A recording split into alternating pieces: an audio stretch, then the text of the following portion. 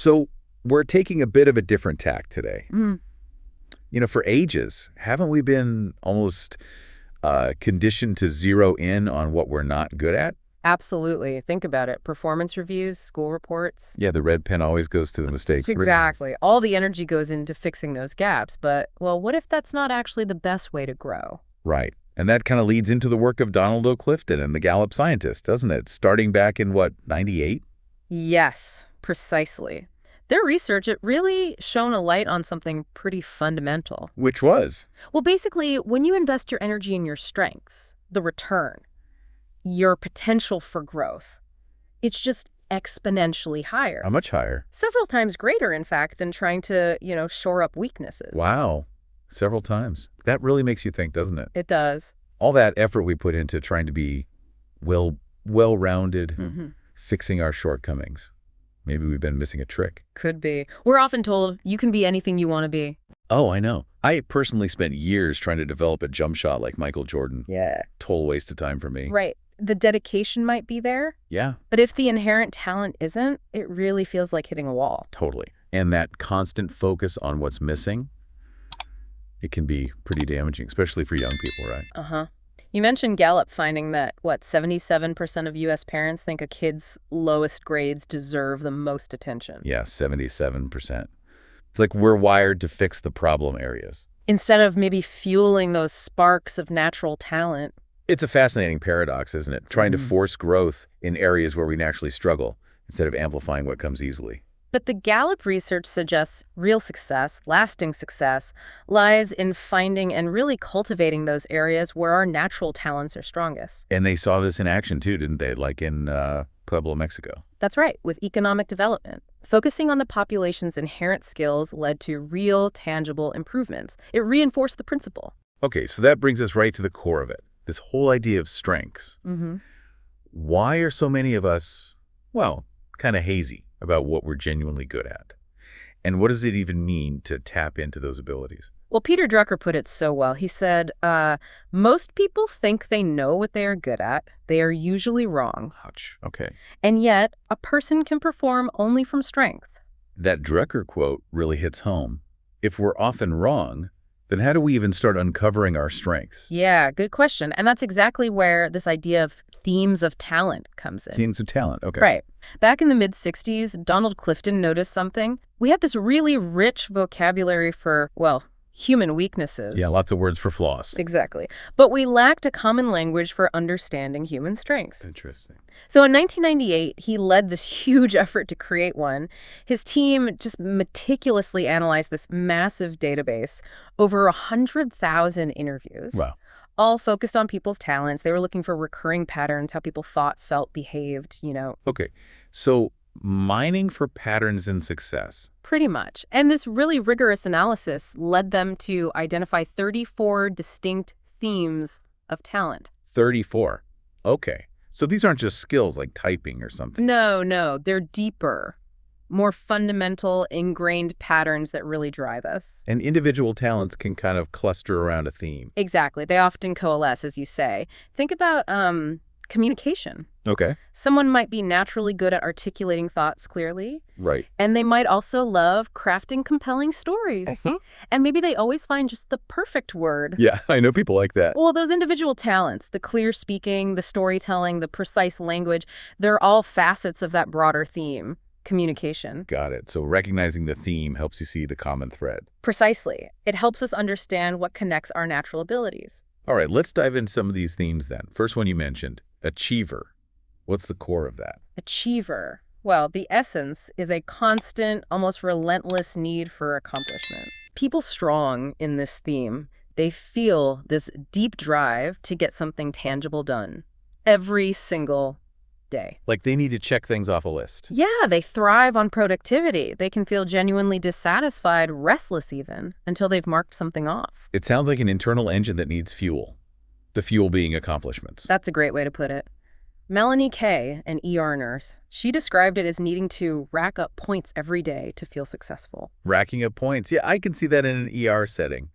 Getting things done quickly.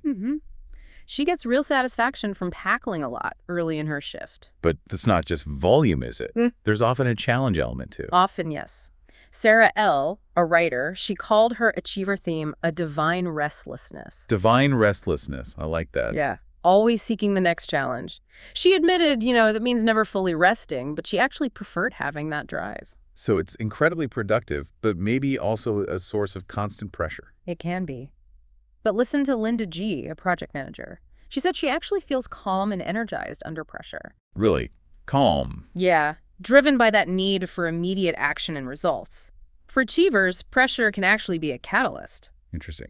Okay, next up, analytical. What defines this one? Analytical. This is all about a deep need for logic, for data, for proof. The show me the evidence type. Exactly. They're naturally inquisitive. They want to understand the why behind things, the evidence supporting a claim. So they spot patterns, inconsistencies. Naturally, they can often see structures and formats where others might just see chaos. Jose G., an administrator, he talked about seeing patterns in complex grant proposals almost before they fully existed. And Jack T., the HR exec, he had that great example. Oh yeah, about the pay scales. Right. Someone makes a claim, and Jack immediately dives into the data. Sample size, comparison groups, methodology. Exactly. Is it based on facts or just anecdotes? That persistent questioning, that's the analytical mind. Leslie J., the principal, did the same with student performance, right? Always asking why. Getting to the root causes. It's incredibly valuable for problem solving, for accuracy. But are there any potential downsides, blind spots? Well, one thing to be mindful of is that this natural skepticism, sometimes others can take it personally, like criticism. Ah, I can see that. So someone strong and analytical might benefit from just clearly stating, hey, I'm asking because I need to understand the logic, not because they doubt the person. That's a good tip. Okay, let's move to arranger. What's the key talent here? Arranger. This is the talent for organizing, coordinating, figuring out how all the different pieces and resources, people too, can be arranged for maximum efficiency. The logistics wizards. The masterminds of configuration. You got it. Paul R. had that great business example, Yeah. potential demand imbalances across regions. Right, and his mind immediately jumped to a flexible shipping plan based on real-time data. Exactly. Optimizing the whole system, even if it meant changing schedules. They just see how things fit together best. And Jean B., the entrepreneur, her friends and family rely on her for everything complex. Yeah. Social events, travel plans. She finds it relatively easy, almost effortless, where others might feel overwhelmed. That natural ability to orchestrate. Okay, next. Belief. What's this one about? Belief. This theme is defined by strong, deeply held core values. And these values really influence behavior, provide meaning, direction. So not just opinions, but core principles. Very much so. Could be about family, community, spirituality, ethics, whatever is core to them. Michael K., the salesperson, he talked about dedicating time outside work to family and the Boy Scouts. Yes, seeing it as a vital investment directly linked to his core values. For people strong in belief, it's often really crucial that their work aligns with those values. Alignment is key for them to feel satisfied. Absolutely. Success isn't just about external stuff. It's about living true to their principles. That makes sense. Okay, command. It seems pretty direct. It is. Command is that natural inclination to take charge, take control of situations, and confidently assert their views. Not shy about sharing their perspective. Not at all. Unlike others who might hesitate, they often feel a need to share their vision and guide others towards it. They have presence. Malcolm M., the manager, mentioned his direct style could seem intimidating at first. Right, but ultimately people appreciated the candor, the clarity, that directness can cut through, ambiguity, drive action. And Rick P., the retail exec, directly confronting the store manager. Yeah, prioritizing the company policy, the wellness program, over maybe avoiding an awkward conversation. And Diane N., the hospice worker, Yeah. taking charge in incredibly sensitive situations. Yes, providing clarity, honest guidance to families who really need that sense of direction and control during a tough time. Command can provide real stability. Okay. Moving to communication. What's the driver here? Communication is really about a desire to bring ideas, events, stories to life, make them vivid, engaging, memorable. Gifted storytellers. Yeah. Good at capturing attention. Exactly. They get that. In today's world, you have to cut through the noise. Tom P., the banker. Ah, the rising tide analogy for internet stocks. Yes, such a powerful visual way to persuade a skeptic. And Margaret D., the marketing director, using passion and personal stories in presentations. Creating that genuine connection. For communicators, finding the right words, the impactful language, that's how they connect and inspire. Makes sense. Next, competition. What's the motivator? Competition, it's fundamentally about comparison, measuring themselves against others. So they're always aware of how others are doing. Constantly. That comparison becomes their benchmark for success. They have this strong internal drive to win. So even achieving a goal might feel hollow if they weren't the best. It can, yeah. Mark L., the sales pro, admitted he gravitates to sports he thinks he can win. And feels frustrated internally even if he loses gracefully. Right. And Harry D., the GM, fascinated by the America's Cup. That relentless search for the tiny edge that leads to victory. It's not just participating, it's striving to win. Sumner Redstone. Yes, acquiring Viacom. He called it warfare. Driven by the will to win, not just money. Exactly. For competitors, measurement is vital because it allows comparison. And having competitors actually fuels their drive. That competitive spirit can be a powerful engine. Okay, connectedness. What's the core belief? Connectedness. This is a deep conviction that, well, everything happens for a reason. That all people, all things are interconnected. A sense of unity, part of a larger whole. Yes, a feeling of being part of a larger tapestry. Rose T., the psychologist, had that lovely reflection. On all the people involved in her bowl of cereal. Feeling that profound connection and gratitude, it often fosters a sense of responsibility, a value of not harming others, because we're all linked. And Chuck M., the teacher, exploring different religions. Yeah, looking for the common threads that bind them. That desire to understand the fundamental connections. It's quite holistic. Very philosophical. Next theme, consistency, main focus. Consistency. This is about a strong awareness of the need to treat everyone fairly, impartially. Regardless of status or background. Exactly. A deep belief in clear rules, procedures, applied equally to everyone, creating a level playing field. Actively guarding against favoritism. Right. They thrive where expectations are clear, everyone knows where they stand. Fairness is paramount. Okay. And context. What drives this one? Context is all about looking to the past to understand the present. History buffs. Well, yes, but practically. Yeah. They believe the keys to navigating now often lie in understanding the history, the traditions, the original why behind things. Like the present feels unstable without that historical foundation. Sort of. Adam Y., the software designer, he joked about vushade. The opposite of déjà vu, feeling like we're doomed to repeat mistakes. Exactly. If we don't learn from the past, they revisit the blueprints, the original reasons, to get clarity now. History is a practical tool for them. Got it. Next up, deliberative. Key aspect. Deliberative. This is careful consideration, anticipating obstacles, a preference for really thoughtful, reasoned decisions. Cautious, weighing the risks. Very much so. They like to think things through from multiple angles before committing. Minimize potential pitfalls. So they value foresight, maybe more reserved. Generally, yes. They think about potential outcomes to avoid missteps. They can be a valuable voice of caution. Okay. Developer. What defines this? Developer is all about seeing and nurturing potential in others. Seeing the hidden gem. Exactly. They're drawn to people, see them as works in progress, full of untapped possibilities. Their main goal is helping others learn, grow, succeed. Marilyn Kay, the college president, watching the student's family at graduation. Yes, deeply moved by seeing that nurtured growth come to fruition. Witnessing those steps forward is incredibly rewarding for developers. And John M., the ad exec, enjoying watching people discover themselves. And Anna G., the nurse, helping the patient with lung damage find new possibilities through arts and crafts. Focusing on abilities, not just limitations. That's powerful. It really is. Fostering hope and potential. Next theme, discipline. Core talent. Discipline, a strong need for structure, order, predictability. Likes routines, timelines, good time management. Absolutely. They thrive in organized environments, adept at setting up systems and sticking to them. Les T., the manager. The time management course amplified his natural discipline. Yes. Led to big positive changes, personally and professionally. He became reliant on his routines. That ability to impose structure is key. Okay. Empathy. Central characteristic. Empathy.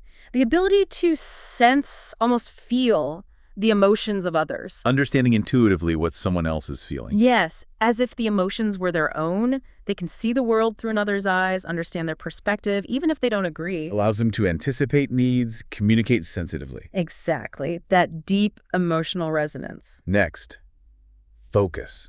Driving force. Focus. This is about needing a clear destination and filtering out distractions. Setting goals and using them like a compass. Precisely. Staying the course, not getting sidetracked. Mike L., the administrator. The pole vaulting over contrived barriers. Yes. Quickly reestablishing focus when others get bogged down in minor stuff. And Dorianne L., the homemaker. Direct and efficient in conversations, even shopping. Knows exactly what she needs, avoids tangents, very goal-oriented. Okay, futuristic, defining aspect. Futuristic, a fascination with the future, a vivid ability to envision possibilities. The dreamers, seeing detailed scenarios of what could be. Yes, and energized by those visions. Dan F., the school administrator, always asking, what if? Could we? Exploring options, believing anything's possible. Right. That optimistic outlook, painting a compelling picture of the future, can be very motivating. Moving to harmony, central aim. Harmony. Actively seeking agreement, minimizing conflict. The valuing consensus, steering towards common ground. They believe too much time arguing hinders progress. Productivity comes from support, agreement. Tom P., the technician. Mediating arguments as a kid, the natural peacemaker. Exactly. Creating unity, avoiding friction. Next, ideation, key characteristic. Ideation. Fascination with ideas. Finding connections between seemingly unrelated things. Highly imaginative. Yeah. Enjoying brainstorming. Totally. That spark of creativity, the joy of unexpected links. Mark B., the writer. The camera flashes, the Mona Lisa theory. Yes. A creative leap, maybe improbable, but that's ideation. Seeing patterns, generating novel ideas. Okay, includer, main drive. Includer. A strong desire to expand the group, make sure no one feels left out. Naturally welcoming, making everyone feel they belong. Yes. Actively striving to make others feel valued, part of the team. Jeremy B., the lawyer. Quickly befriending and including new people. That instinctive pull to bring people in. Next, individualization. Focus here. Individualization. A keen interest in the unique qualities of each person. Not one size fits all. Definitely not. They have a talent for figuring out how different people can work together best, appreciating the nuances that make each person distinct. Les T., the manager, again, his personalized approach with Carl and Greg. Perfect example. Recognizing their different strengths, needs, motivations. They often have an intuitive grasp of what makes people tick. Marcia D., the publishing exec, feeling like she could almost read minds. Yeah. Understanding unspoken needs. It's a powerful ability. Okay. Input. Core talent. Input. An insatiable craving to know more, to collect information. Like a sponge for knowledge. Data, facts, ideas. Exactly. Driven to gather and archive. Constantly learning, accumulating information. Natural collectors of knowledge. Often very well informed, I bet. Usually, yes. They enjoy having that wealth of info. Next, intellection. What defines this? Intellection. A preference for intellectual activity, introspection. Enjoying deep thinking. Mental exercise. Yes. Pondering complex ideas, philosophical discussions, abstract concepts. They love the mental stimulation. Deep thinkers. Okay. Learner.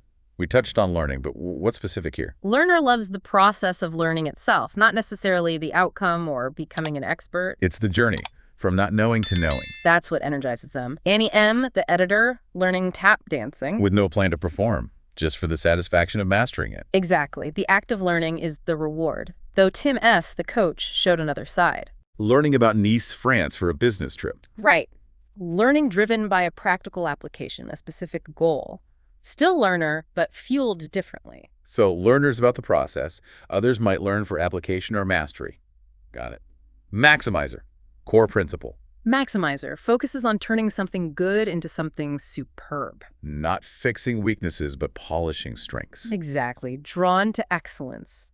Nurturing and refining existing strengths, their own or others, aiming for the highest standard. Amy T., the editor, preferring to elevate good writing rather than salvaging bad. Perfect illustration. They see way more potential in elevating strengths than struggling with weaknesses. They gravitate towards existing talent. Makes sense. Positivity, essence of this. Positivity. Enthusiasm that's contagious. Optimistic. Able to lift spirits. Natural cheerleaders. Mood elevators. You got it. Seeing the bright side. Jerry L., the flight attendant. Making a few passengers feel extra special. Injecting joy. That ability to spread optimism can hugely impact morale. It's not ignoring problems, but focusing on the good. Improving things with optimism. Nice. Relator. Defining characteristic. Relator. This is about a specific approach to relationships. Getting deep satisfaction and strength from close, authentic connections with people they already know. Quality over quantity. Yeah. Depth over breadth. Exactly. Prioritizing intimacy over a wide network of acquaintances. Jamie T., the entrepreneur. Selective at first, but deep investment once connection is there. Yes. Valuing true friendship, comfortable with vulnerability, mutual trust. They cherish and nurture the relationships they have. Okay. Responsibility, key driver. Responsibility, a strong internal commitment to follow through.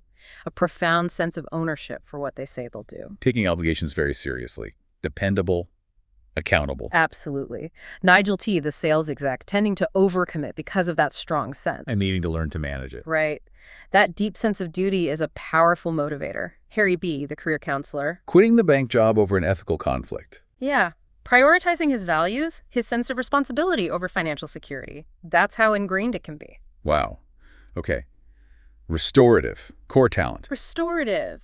A passion for solving problems, bringing things back to how they should be. Energized by fixing things. Troubleshooting. Yes. Identifying what's broken and finding solutions. Natural problem solvers, fixers, whether it's practical, technical, or even interpersonal. Restoring things to optimal condition. Got it. Self-assurance. Defining aspect. Self-assurance, a deep-seated faith in their own judgment, their own abilities. More than just confidence. Yeah. Belief in their gut instincts. Yes. A conviction they can make sound decisions, navigate challenges. James K., the salesman. Never second guesses myself. That's strong certainty. That conviction provides stability, decisiveness. Deborah C., the ER nurse, confidently handling the distressed patient. Trusting her instincts to de-escalate. Exactly. A strong inner compass. Okay. Significance. Main motivation. Significance. Yeah. The desire to be seen as important to make a big impact. Needing recognition. Wanting to stand out. Often, yes. A drive to be appreciated for their contributions to matter. John L., the physician. Feeling on stage. Wanting to be seen as the best. Right. Driven by that pursuit of excellence and recognition, it can be a powerful catalyst for high performance. Next, strategic. Core talent. Strategic. A love for thinking through scenarios, finding the best route forward. Seeing patterns. Anticipating obstacles. Charting the course. Yes. Like a chess master planning moves ahead. Natural strategists, planners, they enjoy exploring possibilities, weighing outcomes, finding the most effective path. Okay, last one. Woo. Interesting name. What's woo? Woo stands for winning others over. It's the enjoyment they get from meeting new people, making connections. Natural connectors. Building rapport easily. Charismatic. Often, yes. Skilled at striking up conversations, breaking the ice. Deborah C., the nurse again, making fast friends. Right. And Marilyn K., the president, focusing on connections, not just deep friendships. And Anna G., the nurse, using humor to put patients at ease. Building rapport quickly, that's woo. Exactly. Thriving on meeting new people, fostering those initial relationships. Wow, okay, that's 34 themes. It really highlights just how diverse our natural strengths are. It truly does. And the big takeaway here, the central message, is really about that shift in perspective. From weaknesses to strength. Yes. Recognizing and actually investing in your innate talents, that seems to be the most direct path to significant growth and success. It really contrasts with that traditional focus on fixing weaknesses. So for everyone listening, take a moment. Think about which of those themes really resonated. Did any examples spark a "that sounds like me" moment? How might these play out in your own life, your work? Absolutely. And we'd encourage you to explore these 34 themes more. You know, resources like the StrengthsFinder assessment can give you a really personalized look at your dominant talents. Yeah, offer insights into how to leverage them better. Definitely. And maybe as we wrap up this deep dive, a final thought to leave you with. Just imagine the potential. What could be unleashed if we, as individuals, as a society, really shifted our main focus? From fixing what's wrong to actively cultivating what's strong. What kinds of breakthroughs could happen? Personally, professionally, even societally. It's a powerful idea to think about.